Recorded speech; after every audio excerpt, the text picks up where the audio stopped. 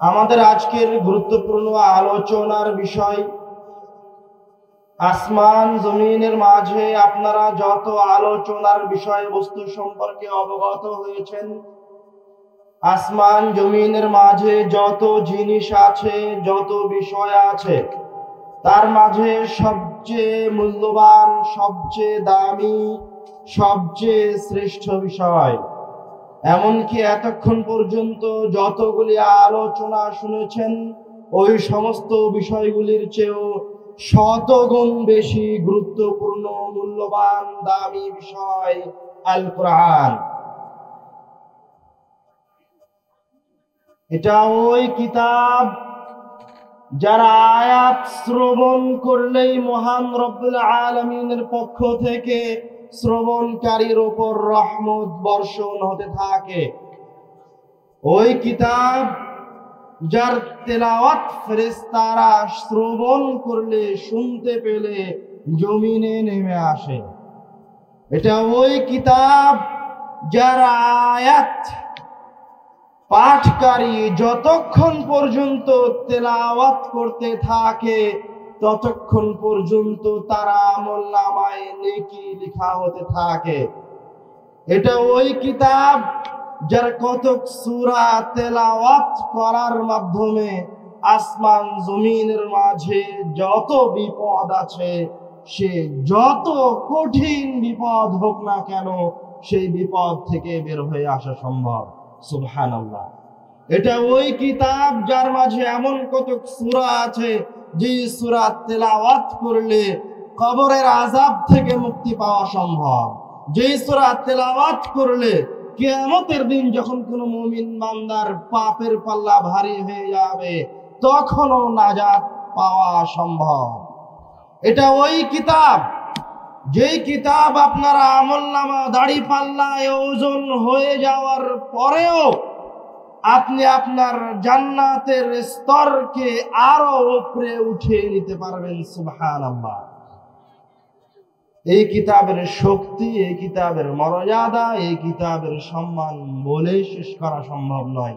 কোন মানুষের জিহবা এই কিতাবের সম্মান বলে, এই কিতাবের গুণগান গিয়ে, এই কিতাবের শ্রেষ্ঠত্ব আর শক্তিমত্তা বলে শেষ করতে পারবে না। তার নাম আল কোরআন। আপনি এখনো বুঝতে পারেননি। এই কিতাবের যে যত বেশি নিকটবর্তী হয়েছে মহান রব্বুল আলামিন তাকে তত বেশি সম্মানিত করেছেন। নবীদের পিতা, আমাদের পিতা, সকল রাসূলের পিতা আদম আলাইহিস সালাতু ওয়াস সালাম, আল্লাহ রাব্বুল আলামিন মুহাম্মদ সাল্লাল্লাহু আলাইহি ওয়াসাল্লামকে সর্বশ্রেষ্ঠ রাসূল সাইয়্যিদুল আম্বিয়া না করে সকলের পিতা আদম আলাইহিস সালাতু ওয়াস সালামকে সর্বশ্রেষ্ঠ নবীর মর্যাদা দিতে পারতেন। তিনি সকলের পিতা, কিন্তু সর্বশ্রেষ্ঠ নবী এবং রাসূলের মর্যাদা দেওয়া হয়েছে মুহাম্মদ সাল্লাল্লাহু আলাইহি ওয়াসাল্লামকে। কেন? কেননা তার উপর আল্লাহ রাব্বুল আলামিন সর্বশ্রেষ্ঠ কিতাব আল কোরআন অবতীর্ণ করেছেন। আমি আপনি সর্বশ্রেষ্ঠ উম্মত দাবি করি। আল্লাহ রাব্বুল আলামিন আমাদেরকে এই মর্যাদা যার মাধ্যমে দিয়েছেন তার নাম আল কোরআন। এই কিতাবের মর্যাদায় অসংখ্য হাদিস আছে, অসংখ্য আয়াত আছে। এই কিতাব হচ্ছে আসমান জমিনের মাঝে একমাত্র বস্তু, একমাত্র জিনিস যাকে আল্লাহ রাব্বুল আলামিন একজন মানুষকে হেদায়েত দেওয়ার ক্ষমতা দিয়ে রেখেছেন। সুবহানাল্লাহ। হেদায়েত কি জিনিস বিস্তারিত কথায় পরে আসবো। তার আগে এতটুকু জেনে রাখেন শ্রেষ্ঠত্বর কথায়, সেটা হচ্ছে আপনি যত আমলি করেন না কেন, যদি আপনার হেদায়েত না থাকে তো কোনো কাজে আসবে না। সূরা ফাতিহায় সালাত শুরু করার পর 5 ওয়াক্ত সালাতের প্রত্যেক রাকাতে মহান রব্বুল আলামিনের কাছে প্রত্যেক মুমিন বান্দার যেই প্রথম ফরিয়াদ থাকে সেটা হচ্ছে ইহদিনাস সিরাতাল মুস্তাকিম, হে আল্লাহ ইহদিনা, আমাকে হেদায়াত দিন সহজ সরল সঠিক পথের দিকে, যেই পথে হেদায়াত পেলে আমি সোজা জান্নাতে যেতে পারি। তার নাম হচ্ছে কোরআনুল কারীম। এই ক্ষমতা আল্লাহ রাব্বুল আলামিন কোরআনুল কারীমের মাঝে দিয়ে রেখেছেন। তার আগে আমি আমার আলোচনার শুরুতে একটা হাদিস বলেছি, রাসূল সাল্লাল্লাহু আলাইহি ওয়াসাল্লাম বলছেন, কুল্লু আমরিন যিবালিল্লাহ ইবদা বিসমিল্লাহ, প্রত্যেক ওই কাজ যেটা বিসমিল্লাহ ছাড়া শুরু হয়, ফাহুয়া আকতাউন আও আবতার, ওই কাজ হচ্ছে মহান রব্বুল আলামিনের বরকত থেকে, রহমত থেকে বঞ্চিত। তো রাসূল সাল্লাল্লাহু আলাইহি ওয়াসাল্লামের হাদিস থেকে এবং কোরআনুল কারীমের আয়াত থেকে স্পষ্টভাবে বোঝা যায় যে কোন কাজ শুরু করার বিধান হচ্ছে বিসমিল্লাহ। যে কোনো কিছু শুরু করতে হলে কি দিয়ে শুরু করতে হবে? বিসমিল্লাহ দিয়ে শুরু করতে হবে। তাহলে ওই কাজে বরকত পাওয়া যাবে, তাহলে ওই কাজে মহান রব্বুল আলামিনের কাছ থেকে কবুলিয়াত অর্জন করা যাবে।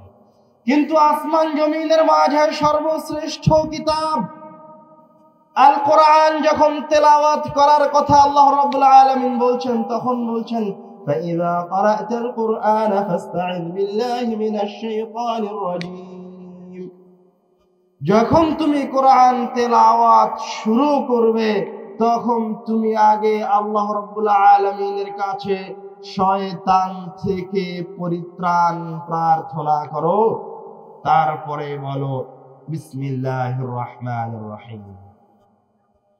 আগে শয়তান থেকে পরিত্রাণ চাইতে বলছেন, তারপরে বিসমিল্লাহির রহমানির রহিম বলতে বলছেন। বিধান কোরআনুল কারীমে এসে পরিবর্তন হয়ে গেছে। এবার আপনার মাথায় কি এরকম কোনো প্রশ্ন জাগে না যে আল্লাহ রাব্বুল আলামিন এই সর্বশ্রেষ্ঠ কিতাবটাকে কেন আগে শয়তান থেকে পরিত্রাণ চেয়ে শুরু করতে বলছেন, তারপরে বিসমিল্লাহ বলতে বলছেন? প্রশ্ন জাগে? অবশ্যই জাগে, জাগা উচিত। আল্লাহ রাব্বুল আলামিন বলছেন, আফালা ইয়াতাদাব্বারুনা ফিল কুরআন আম আলা কুলুবিহিম আকফালুহুম, তারা কি কোরআনুল কারীমের আয়াতগুলি নিয়ে চিন্তা করে না, না তাদের অন্তরে তালা মেরে দেওয়া আছে? কেন? কোরআনুল কারীমের কোনো একটা আয়াত নিয়ে যদি কেউ তাদাব্বুর করে তো ওই একটা আয়াতের বিনিময়ে সে হেদায়াত পেয়ে যেতে পারে। শত শত সাহাবী আছে, শত শত মানুষ আছে যারা কোরআনুল কারীমের একটা আয়াত শ্রবণ করে হেদায়াত অর্জন করেছে। তো আল্লাহ রাব্বুল আলামিন এই মহান কিতাবকে কেন আগে শয়তান থেকে পরিত্রাণ চেয়ে শ্রবণ করতে বলছেন? কেন শয়তান থেকে পরিত্রাণ চেয়ে তেলাওয়াত শুরু করতে বলছেন? তার একাধিক কারণের মাঝে সর্বপ্রথম কারণ হচ্ছে, যেই জিনিস মানুষের সবচেয়ে বেশি উপকারে আসে, সবচেয়ে বেশি যেই জিনিস মানুষের উপকার করতে পারবে, শয়তান মানুষকে ওই জিনিস থেকে সবচেয়ে বেশি দূরে রাখার জন্য চেষ্টা করবে। তো এই আসমান জমিনের মাঝে মানুষের সবচেয়ে বেশি প্রয়োজনে যেই কিতাবটা আসবে, যেই জিনিসটা আসবে, যে জিনিসের মাধ্যমে মানুষ সবচেয়ে সহজে সবচেয়ে দ্রুত জান্নাতে যেতে পারবে, তার নাম হচ্ছে কোরআন। তো শয়তানের সবচেয়ে বড় শত্রু হচ্ছে কোরআন। ও কোনোভাবেই চাইবে না আপনি কোরআনুল কারীমের নিকটবর্তী হন, কোরআনুল কারীমের একটা আয়াত তাদাব্বুর করে হেদায়াত পান। এটা শয়তান কোনোদিন চাইবে না। আপনি যখনই কোরআনুল কারীমের কাছে যাবেন, শয়তান আপনার অন্তরে ওয়াসওয়াসা দিতে শুরু করবে। দ্বিতীয় কারণ, কোরআনুল কারীম তেলাওয়াত শুরু করলেই আল্লাহ রাব্বুল আলামিন কোরআনুল কারীমের মাঝে এমন ক্ষমতা দিয়ে রেখেছেন, যখনই কোনো মানুষ, সে চাহে মুসলমান হোক আর অমুসলিম হোক, হিন্দু হোক, খ্রিস্টান হোক, বৌদ্ধ হোক, নাস্তিক হোক, যখনই কোরআন তেলাওয়াত শুরু করবে, তখন কোরআনুল কারীমের আয়াত তার অন্তরে প্রভাব ফেলতে শুরু করবে। কোরআন পড়লেই কোরআন মানুষের অন্তরে প্রভাব সৃষ্টি করবে। তো শয়তান থেকে পরিত্রাণ এই জন্য চাইতে হবে যে আপনি যখন কোরআন তেলাওয়াত শুরু করলেন, তখন কোরআন আপনার অন্তরে যে ঈমানের বীজ বপন করলো, কোরআন আপনার অন্তরে যে হেদায়াতের বীজ বপন করলো, ওইটিকে যদি আপনি টিকিয়ে রাখতে চান, তাহলে আপনাকে আগে শয়তান থেকে আশ্রয় চাইতে হবে। আর আপনি যদি শয়তান থেকে আশ্রয় না চান, তো আপনি কোরআনুল কারীমের আয়াত পড়ে যতটুকু হেদায়াত অর্জন করেছিলেন, শয়তান ওইটুকুকে নষ্ট করে দিবে। আপনি এখনো শয়তানের শক্তিমত্তা বুঝতে পারেননি। আমি আপনাকে সর্বোচ্চ নসিহা করতে পারবো, উপদেশ দিতে পারবো, বা তার চেয়ে বেশি পারলে আপনাকে আমি পিটিয়ে লাঠি দিয়ে ভালো কাজে বাধ্য করতে পারবো। আমি কি এর চেয়ে বেশি কিছু করতে পারবো? তার চেয়ে যদি বেশি করতে পারি তো আপনাকে হত্যা করতে পারবো। তার চেয়ে বেশি কিছু করার আছে আমার? নাই। কিন্তু শয়তান আমার চেয়ে শত শত গুণ বেশি শক্তিশালী। শয়তান কি করতে পারবে? শয়তান আপনার অন্তরে প্রবেশ করতে পারবে, শয়তান আপনার ব্রেনে প্রবেশ করতে পারবে, শয়তান আপনার শিরায় উপশিরায় চলাফেরা করতে পারে। শয়তান খারাপ জিনিসকে আপনার সামনে ভালো হিসেবে পেশ করবে। শুধু তাই নয়, শয়তান কোরআনুল কারীমকে দিয়েই, কোরআনুল কারীমকে ব্যবহার করে আপনাকে আল্লাহ রাব্বুল আলামিনের সাথে শিরিক করাবে। শয়তান কোরআনুল কারীমকে ব্যবহার করেই আপনাকে বিদআত করাবে। শয়তান আপনাকে একটা জিনিস সাজিয়ে দিয়ে আপনার সামনে সুন্দর হিসেবে পেশ করে আপনাকে পথভ্রষ্ট করবে। আপনি এখনো বুঝতে পারেননি। আদম আলাইহিস সালাতু ওয়াস সালামের ঘটনায় আসেন। আদম আলাইহিস সালামের সাথে এখনো শয়তানের পরিচয় হয়নি। আল্লাহ রাব্বুল আলামিন তাকে একটা ফল খেতে নিষেধ করেছিলেন, ওই গাছের নিকটে যেতে নিষেধ করেছেন। তো শয়তান ওয়াদা করেছে যে সে মানুষকে পথভ্রষ্ট করবে, এটা আল্লাহর কাছে ওয়াদা করেছে। তো এখন আদম আলাইহিস সালামকে সে কিভাবে ওয়াসওয়াসা দিবে, কিভাবে তাকে দিয়ে একটা ভুল কাজ করানো যায়, সেই চেষ্টায় সে এখন লিপ্ত হয়েছে। দেখেন, শয়তান এসে যদি আদম আলাইহিস সালামকে বলতো যে আল্লাহ তোমাকে এই গাছের ফল খেতে নিষেধ করেছে, তুমি এই গাছের ফল খাও, তাহলে তুমি চিরঞ্জীব হয়ে যাবা। আল্লাহ তোমাকে এই গাছের ফল খেতে নিষেধ করেছে, তুমি এই গাছের ফল খাও, তাহলে তোমাকে স্থায়ী রাজত্ব প্রদান করা হবে, স্থায়ী যৌবন প্রদান করা হবে। এই কথা যদি শয়তান আদম আলাইহিস সালামকে শত শতবার বলে, শুধু এই কথা বলে নয়, আদম আলাইহিস সালামকে যদি কেটে টুকরা টুকরা করে ফেলে দেয়, তো আদম আলাইহিস সালাম কোনোদিন মরে গেলেও ওই গাছের ফল ভক্ষণ করতেন না। করতেন না? করতেন না? করতেন না। এটা শয়তান খুব ভালোভাবে জানে। এই জন্য শয়তান আদম আলাইহিস সালামকে যখন ওয়াসওয়াসা দিতে এসেছে, তখন একজন উপদেষ্টা সেজে এসেছে। আল্লাহ রাব্বুল আলামিন বলছেন শয়তানের কথা। শয়তান এসে আদম আলাইহিস সালামকে বলছে, ইন্নী লাকুমা লামিনান নাসিহিন, হে আদম আর হাওয়া, আমি হচ্ছি তোমাদের দুইজনের জন্য নসিহতকারী। আমি তোমাদের দুইজনের খুব কল্যাণ চাই। আমি হচ্ছি তোমাদের দুইজনের জন্য প্রেরিত একজন উপদেষ্টা। আমি তোমাদেরকে চিরঞ্জীব করার ব্যবস্থা করতে এসেছি, তোমাদেরকে রাজত্ব প্রদানের ব্যবস্থা করতে এসেছি। তোমরা আসো, আমার কথা যদি শোনো, তাহলে তোমাদের সব ব্যবস্থা হয়ে যাবে। তোমরা এক কাজ করে গাছের ফলটা খেয়ে নাও। ঘটনা কি বুঝতে পারছেন? তাকে আদম আলাইহিস সালাতু ওয়াস সালামকে একটা ভুল কাজ সে কত সুন্দর পদ্ধতিতে করিয়ে নিচ্ছে। তো আদম আলাইহিস সালাতু ওয়াস সালামের সামনে যদি শয়তান এভাবে আসে, তো আপনার সামনে কিভাবে আসবে? আপনি মনে করছেন যে শয়তানের কাজ ওখানে শেষ হয়ে গেছে? না, শয়তানের কাজ ওখানে শেষ হয়নি। আজও আপনাদের সামনে কিছু উপদেষ্টা আসবে, নসিহতকারী আসবে, ওয়াইজ আসবে, বক্তা আসবে, যারা প্রকৃত পক্ষে শয়তান। এই কথাই ঠিক। ঈমান আনয়নের আগে আপনাকে বিশ্বাস রাখতে হবে যে শয়তান আছে। শয়তান আমাদের পিতাকে ওয়াসওয়াসা দিয়েছিল, আমাদের নবীকে ওয়াসওয়াসা দিয়েছিল। আপনার চাইতে শয়তান 1000 গুণ বেশি শক্তিশালী। ইবলিস কি মারা গেছে না জীবিত আছে? জীবিত আছে। ইবলিসের অভিজ্ঞতা কত হাজার বছরের আপনি বলতে পারবেন? আর আপনার অভিজ্ঞতা কত বছরের? আপনার ঈমান কত বছরের? আপনার তো জন্মই হয়েছে আজ থেকে 40 বছর আগে। শয়তান জানে আপনার বাপকে কিভাবে পথভ্রষ্ট করেছে, আপনার দাদাকে কিভাবে পথভ্রষ্ট করেছে, তার দাদাকে কিভাবে পথভ্রষ্ট করেছে, তার দাদাকে কিভাবে পথভ্রষ্ট করেছে। শয়তানের হাজার হাজার হাজার বছরের অভিজ্ঞতা আছে আপনাকে পথভ্রষ্ট করার। কিন্তু আপনার মাঝে কোনো সতর্কতাই নাই। যে স্টেজে এসে দাঁড়ায় আপনি মনে করেন ওই মনে হয় বড় বিদ্বান, বড় আলেম, আল্লাহর ওলি। ভুল চিন্তা, ভুল ধারণা, ভুল চিন্তা, ভুল ধারণা।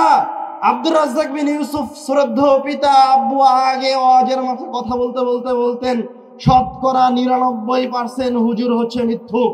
কিন্তু এখন শুধু শতকরা 99% হুজুর মিথ্যুক নয়, এখন কথা পরিবর্তন করে বলতে হবে শতকরা 99% হুজুর বা তার কাছাকাছি হুজুর বাংলাদেশের পরিবেশ, বাংলাদেশের সমাজ ব্যবস্থা, বাংলাদেশের মানুষের দ্বীনদারিতা, ধর্মভীরুতার অধঃপতনের কারণ। কেন এই কথা বলছি? আগে তাফসির কারকেরা শুধু মিথ্যা তাফসির বলেছে, শুধু বানোয়াট তাফসির বলেছে। কিন্তু এখন যারা তাফসির করার নামে স্টেজে দাঁড়াচ্ছে, তারা শুধু মিথ্যা তাফসিরের মাঝেই ক্ষান্ত হয়নি, তারা এই স্টেজে দাঁড়িয়ে জেনাকারীর কথা বলে। বাংলার মানুষ কিভাবে তাদেরকে মেনে নিয়েছে? তারা স্টেজে দাঁড়িয়ে মহান রব্বুল আলামিনকে অপমান করে। বাংলার তাওহীদি জনতার ঈমানকে নিয়ে তারা ছিনিমিনি খেলে। তাদেরকে কারা স্টেজে উঠিয়েছে? তারা হচ্ছে ওই শয়তান, তারা হচ্ছে ওই ইবলিস, যারা শত শত বছর ধরে মুসলমানদের ঈমানকে, মুসলমানদের তাওহীদি চেতনাকে নষ্ট করার চেষ্টা করেছে। ইবলিস ঈসা, শয়তান ঈসা আলাইহিস সালাতু ওয়াস সালামের মারা যাওয়ার পরে ইসলাম নষ্ট করার জন্য, আইয়ামে জাহেলিয়াত রচনা করার জন্য হাজার হাজার হাজার বছর চেষ্টা চালিয়ে মুহাম্মদ সাল্লাল্লাহু আলাইহি ওয়াসাল্লাম আসার আগে, তার প্রেরণের আগে, তার নবুয়তের আগে আইয়ামে জাহেলিয়াত রচনা করেছেন। আর মুহাম্মদ সাল্লাল্লাহু আলাইহি ওয়াসাল্লামের কাছে যখন কোরআন অবতীর্ণ হয়েছে, রাসূল যখন কোরআনুল কারীমের ব্যাখ্যা করেছেন, মুসলমানরা যখন কোরআনুল কারীমকে আঁকড়ে ধরেছে, তখন এই শয়তানের রচনা করা আইয়ামে জাহিলিয়াত ভেঙে চুরমার হয়ে গেছে। আবার যদি মুসলমানেরা মনে করে যে এই জাহিলিয়াত থেকে বের হয়ে আসবে, এই অধপতন থেকে বের হয়ে আসবে, তাহলে যেইভাবে মুহাম্মদ সাল্লাল্লাহু আলাইহি ওয়াসাল্লাম কোরআনের দাওয়াত দিয়েছেন, যেভাবে শয়তানের বিরোধিতা করেছেন, যেভাবে শিরকের বিরুদ্ধে কথা বলেছেন, ঠিক ওইভাবেই বাংলাদেশের প্রত্যেকটা স্টেজে স্টেজে, প্রত্যেকটা মঞ্চে মঞ্চে ওইভাবেই শিরকের বিরুদ্ধে আলেম ওলামাদেরকে কথা বলতে হবে, ওইভাবেই ব্যভিচারের বিরুদ্ধে কথা বলতে হবে, ওইভাবে পাপাচারের বিরুদ্ধে কথা বলতে হবে। অন্যথায় এই সমাজ পরিবর্তন করা সম্ভব নয়, কোনোদিন করা যাবে না। কথা শুনতে শুনতে, জেনা ব্যভিচারের কথা শুনতে শুনতে, জেনা ব্যভিচার এখন আপনার কাছে একটা সাধারণ জিনিস হয়ে গেছে। বলা হচ্ছে যে আল্লাহ রাব্বুল আলামিনের নাম নিয়ে উমুক ব্যভিচারিণীর দিকে তাকাও, নাউজুবিল্লাহ মিন যালিক, এই কথা বলতে আমার অন্তর কেঁপে যায়। যে এই কথা বলার কারণে যদি আল্লাহ জমিনের নিচে ধসিয়ে দেয় তাহলে কি হবে? যেই ব্যভিচারের মহান রব্বুল আলামিন কোরআনুল কারীমে সাধারণত সব বিধান বিস্তারিত বলেন না, কিছু কিছু বিধান বিস্তারিত বলেন। সালাতের মতো গুরুত্বপূর্ণ বিধানকেও আল্লাহ রাব্বুল আলামিন কোরআনুল কারীমে বিস্তারিত বলেননি, বারবার বলছেন আকিমুস সালাহ। আল্লাহ রাব্বুল আলামিন বিস্তারিত সালাতের বিধান কোরআনুল কারীমে উল্লেখ করেননি। কিন্তু জেনা এত ভয়াবহ কাজ, এই ব্যভিচার সমাজে ছড়িয়ে যাওয়া এত ভয়ানক এই সমাজের জন্য, এই দেশের জন্য, এই পাড়ার জন্য, এই মহল্লার জন্য, যে আল্লাহ রাব্বুল আলামিন যে বিবাহ করেনি তার শেষ জেনা করলে কি শাস্তি হবে, যে বিবাহ করেছে সে জেনা করলে কি শাস্তি হবে, তা কোরআনুল কারীমের আয়াতে বলেছেন। শুধু তাই বলেননি, শাস্তি উল্লেখ করাই যথেষ্ট ছিল। আল্লাহ রাব্বুল আলামিন বলছেন, তোমরা জেনার নিকটবর্তীও হয়েও না, লা তাকরাবুজ জিনা, তোমরা জেনার নিকটবর্তী হয় না, জেনার নামই নিও। তোমরা জেনার মাঝে পতিত হবে এরকম কোন কাজের আশেপাশে আসবে না। আর শুধু তাই নয়, এই জেনা ব্যভিচার সমাজে ছড়িয়ে পড়লে এই আমানতদারিতা রক্ষা না করা গেলে কিয়ামত নিকটে চলে আসবে, দ্রুত কিয়ামত আসবে। এই আমানত রক্ষা না করা গেলে এলাকার মানুষ, গ্রামের মানুষ, দেশের মানুষ নানান বিপদের সম্মুখীন হবে, আল্লাহ রাব্বুল আলামিনের গজব পতিত হবে। যেইভাবে লূতের কওমের উপর গজব এসেছিল, ওইভাবেই আপনাদেরকে আল্লাহ রাব্বুল আলামিন লূতের কওমের মতো ধ্বংস করবেন না, এই ওয়াদা আল্লাহ করেছেন। যদি এই ওয়াদা আল্লাহর না থাকতো তাহলে জিনা ব্যভিচার যেভাবে ছড়িয়ে যাচ্ছে ওইভাবেই এই উম্মতকেও ধ্বংস করে দিত। কিন্তু আল্লাহ রাব্বুল আলামিন আপনাকে খুব ভালোবাসেন, প্রচন্ড ভালোবাসেন। আল্লাহ রাব্বুল আলামিন চান আপনি এই সমস্ত নেক্কারজনক কাজ থেকে ফিরে আসেন। শুধুমাত্র এই নেক্কারজনক কাজ, এতটা ধৃষ্ট কাজ, জিনা ব্যভিচার এতটা ধৃষ্ট কাজ যে রাসূল সাল্লাল্লাহু আলাইহি ওয়াসাল্লাম বিধান করে দিয়েছেন, কেউ যদি জিনা করে ধরা পড়ে তাহলে তাকে গোপনে শাস্তি নয়, অন্যান্য পাপের গোপনে শাস্তি হতে পারে, কিন্তু জিনার শাস্তি গোপনে নয়। জিনার শাস্তি হচ্ছে সমাজের মানুষের সামনে, দেশের মানুষের সামনে প্রকাশ্যে শাস্তি দিতে হবে। জিনাকারীকে সমাজের সামনে, দেশের মানুষের সামনে, পাড়ার মানুষের সামনে প্রকাশ্যে শাস্তি দিতে হবে, জানে কেউ কোনোদিন কোনো মানুষ, কোনো সন্তান, কোনো যুবক জিনা করার, জিনা শব্দটা চিন্তা করার সক্ষমতা হারিয়ে ফেলে। আর হুজুর এসে জিনাকারীকে দেখার আহ্বান করছে। আমরা বলছিলাম শয়তানের কথা, শয়তানের কথা বলতে বলতে এত দূর এসেছি। শয়তান এত ভয়ানক, এত নিকৃষ্ট এবং এতটা শক্তিশালী যে আল্লাহ রাব্বুল আলামিন তার কিতাব তেলাওয়াত শুরু করতে বলছেন শয়তান থেকে পরিত্রাণ চেয়ে।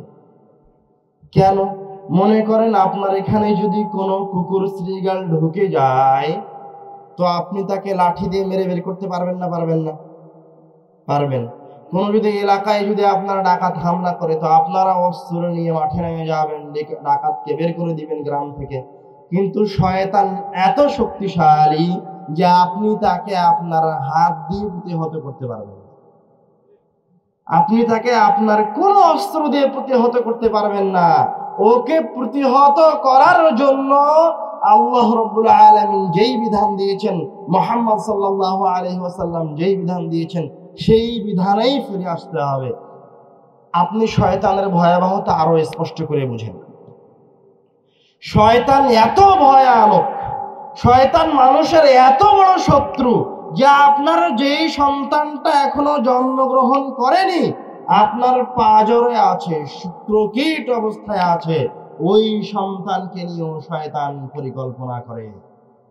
যদি আপনি আপনার সন্তানকে, ওই ছোট বাচ্চাকে শয়তানের ওয়াসওয়াসা থেকে বাঁচাতে চান তো পক্ষান্তরে বিপরীতে রাসূল সাল্লাল্লাহু আলাইহি ওয়াসাল্লাম আপনার জন্য দোয়া শিখিয়ে দিচ্ছেন। দোয়াটা কি? আপনি যখন আপনার স্ত্রীর সাথে মিলনে যাবেন তখন বলবেন আল্লাহুম্মা জান্নিবনা শাইতান, হে আল্লাহ আপনি আমাকে আর আমার স্ত্রীকে শয়তানের ওয়াসওয়াসা থেকে, শয়তান থেকে মুক্তি দান করুন। ওয়াজান্নিবিশ শাইতানা মা রাযাকতানা, আর আমার স্ত্রীর মাধ্যমে আমাদের যে সন্তানটা আমার স্ত্রীর গর্ভে আসবে, আপনি তাকে শয়তান থেকে পরিত্রাণ দান করেন। আপনি তো কোনদিন রাসূল সাল্লাল্লাহু আলাইহি হাদিস শুনেননি, আপনি কিভাবে জানবেন শয়তান কত শক্তিশালী? আপনি তো আল্লাহ রাব্বুল আলামিনের আয়াতগুলি কোনোদিন পড়ে দেখেননি। আল্লাহ রাব্বুল আলামিন একবার নয়, দুইবার নয়, তিনবার নয়, 5 বার নয়, 10 বার নয়, 80 বারের অধিক কুরআনুল কারীমে শয়তান শব্দটা উচ্চারণ করেছেন। আপনি তো শয়তানকে চিনেন না। শুধু তাই নয়, মহান রব্বুল আলামিন আল্লাহ সুবহানাহু ওয়া তাআলা 7 আসমানের মালিক, স্বাভাবিকভাবেও শয়তানের কথা বললেই পারেন। যিনি এতবার শয়তানের কথা বলছেন, উনি শুধু বলেই ক্ষান্ত হননি, মহান রব্বুল আলামিন নিজেই কসম করে বলছেন তাল্লাহি লাকাদ আরসালনা ইলা উমামিন মিন ক্বাবলিক। তাল্লাহি, আল্লাহর কসম, আল্লাহর কসম করে বলছেন তাল্লাহি লাকাদ আরসালনা ইলা উমামিন মিন ক্বাবলিক ফাযায়্যানা লাহুমুশ শাইতানু আ'মালাহুম। আমি আপনার পূর্বেও অসংখ্য নবী রাসূলকে প্রেরণ করেছি। এই সমাজের মানুষের কাছে এর আগেও আনুমানিক এই বগুড়ার মাটিতে শেখ আব্দুর রাজ্জাক বিন ইউসুফ 30 বছর থেকে দাওয়াত দিচ্ছে। 30 বছর থেকে মানুষকে বেদাত থেকে বাধা দেওয়ার চেষ্টা করছে, শিরক থেকে ফিরে আসার জন্য বলছে। কিন্তু তারপরেও বগুড়ার মানুষ এখনো পরিপূর্ণভাবে শিরকও ছাড়তে পারেনি, বেদাতও ছাড়তে পারেনি, এবং ছাড়তে পারবে না। একথা আল্লাহ বলেছে। কেন পারবে না? মানুষ তো কোরআনুল কারীমের আয়াত নিয়ে তাদাব্বুর করে না, কোরআনুল কারীমের আয়াত পড়ে দেখে না। কেন পারবে না? আল্লাহ রাব্বুল আলামিন বলছেন ফাযায়্যানা লাহুমুশ শাইতানু আ'মালাহুম। আমি শত শত রাসূল প্রেরণ করেছি আপনাদের কাছে, শত শত আলেম প্রেরণ করেছি, তারা আপনাকে শিরক থেকে বের হয়ে আসার দাওয়াত দিয়েছে, বেদাত থেকে বের হয়ে আসার দাওয়াত দিয়েছে, তাওহীদকে আঁকড়ে ধরার দাওয়াত দিয়েছে। কিন্তু যায়্যানা লাহুমুশ শাইতানু আ'মালাহুম, শয়তান, আমি তো আপনাকে নসিহত করছি, আমি তো বললাম আমি সর্বোচ্চ আপনাকে নসিহত করতে পারবো। রাখা হলো, আপনার অন্তরে প্রশ্ন জাগে না? জাগে না? কেননা যত হাদিস আছে কোরআন সংশ্লিষ্ট এবং কোরআনুল কারীমের আয়াত প্রমাণ করে, কেউ যদি কোরআনুল কারীম থেকে সরিষা সমপরিমাণ উপকার পেতে চায়, তো ওকে কোরআনুল কারীমের একটা আয়াত তেলাওয়াত করে উপকার নিতে হবে। আপনি যদি কোরআনুল কারীমকে দিয়ে দুর্গ নির্মাণ করেন, কোরআনুল কারীমকে দিয়ে যদি দুর্গ নির্মাণ করেন আর ওই দুর্গের ভিতরে ঢুকে থাকেন, তবুও কোরআনুল কারীমকে দিয়ে নির্মিত এই দুর্গ আপনার সরিষা সমপরিমাণ উপকার করতে পারবে না। আরো স্পষ্ট করে বলি, আমার সামনে কোরআনুল কারীম আছে, আমি কোরআন মাজিদকে ধরে আছি, আমার বুকের সাথে চেপে ধরে আছি, কিন্তু এখন আমার এই চেপে ধরে থাকা এই কোরআনুল কারীম আমার সরিষা সমপরিমাণ উপকার করতে পারবে না। কেউ যদি সামনে থেকে গুলি চালায়, তো গুলি কোরআনুল কারীমকে ভেদ করে আমার বুকে গিয়ে আঘাত করবে। তো আমি যদি চাই যে আমার সামনে থেকে কেউ যদি গুলি করে আর আমি গুলি থেকে যদি পরিত্রাণ পেতে চাই, তো এই কোরআনুল কারীম আমার বুকে সেটে ধরলে হবে না, আঁকড়ে ধরলে হবে না, কোরআনুল কারীমের একটা আয়াত তেলাওয়াত করতে হবে। তাহলে যদি সামনে থেকে গুলিও করা হয়, তো এই গুলি আমার বক্ষে ঢুকবে না। এই কথা আমি বলিনি, রাসূল বলে গেছেন। রাসূল সাল্লাল্লাহু আলাইহি ওয়াসাল্লাম বলছেন, ইন্নাল্লাহা তাআলা লা ইউআযযিবু কলবান ওয়াল কুরআন। যে অন্তর কোরআনকে ধারণ করে, আল্লাহ রাব্বুল আলামিন ওই অন্তরকে কোনোদিন শাস্তির সম্মুখীন করবেন না। তারপরে আল্লাহ রাব্বুল আলামিন বলছেন, ইন্না হাযাল কুরআনা মা'জাবাতুল্লাহ ফামান দাখালা ফীহি ফাহুয়া আমিন। কোরআনুল কারীম হচ্ছে আমার জন্য বুলেট প্রুফ জ্যাকেট, মা'জাবাতুল্লাহ, আল্লাহ রাব্বুল আলামিনের পক্ষ থেকে মুসলমানদের জন্য, মুমিনদের জন্য safe house, bullet proof jacket. কেউ যদি কুরআনুল কারীমকে দিয়ে আল্লাহ রাব্বুল আলামিনের কাছে আশ্রয় চায়, নিরাপত্তা কামনা করে, তাহলে রাসূল সাল্লাল্লাহু আলাইহি ওয়াসাল্লাম বলেছেন ফাহুয়া আমিন, তার নিরাপত্তার দায়িত্ব মহান রাব্বুল আলামিন নিয়ে নিলেন। সুবহানাল্লাহ।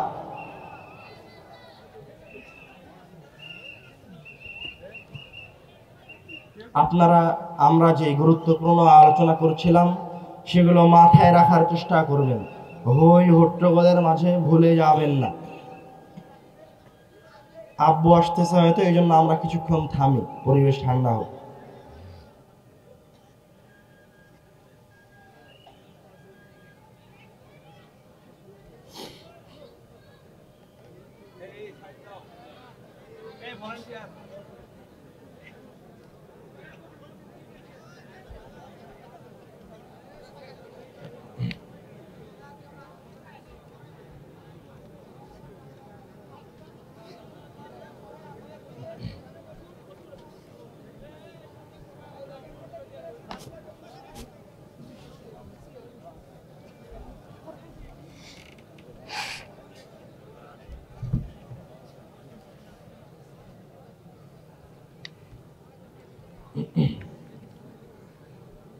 ইন্নাল হামদুলিল্লাহ ওয়াস সালাতু ওয়াস সালামু আলা রাসূলিল্লাহ।